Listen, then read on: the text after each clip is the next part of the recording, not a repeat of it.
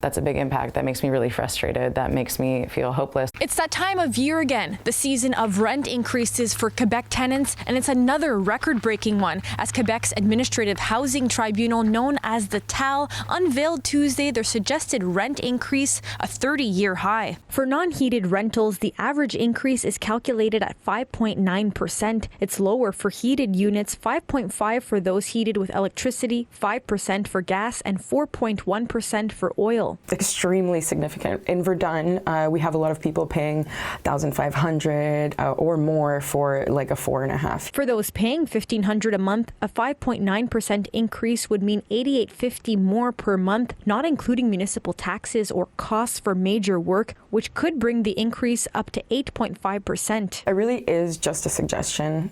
We see rent hikes that are much higher than the numbers that come out each year. This directly impacts Riley Karam, a tenant sharing an apartment with 5 roommates interning at the Citizen Action Committee of Verdun. When the rent goes up, it's like, yeah, it's split between 6 of us, but that means like, okay, like $15 extra that I can't spend on groceries. I am the person who pays the rent for this place alone, and I have 2 kids. And so there aren't many apartments with 2 or 3 bedrooms available in this neighborhood. So if the rent keeps going up, I won't be able to afford it. The TAL says there's a calculation tool available to establish the rent adjustment, taking into account all costs. The difficulty that we are facing with this way of calculating is we're dependent on Statistic Canada year after year. So it's not only complicated, but does not always reflect the reality of the landlord. So for a lot of landlords, it's going to be way more.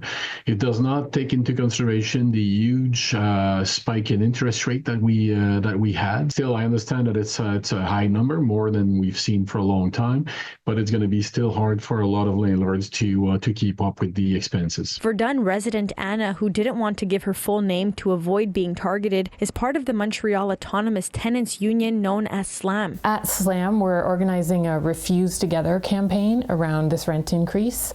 Tenants have a right to refuse the rent increase. The landlord can then try to negotiate with the tenant to find a rent increase that works for both of them.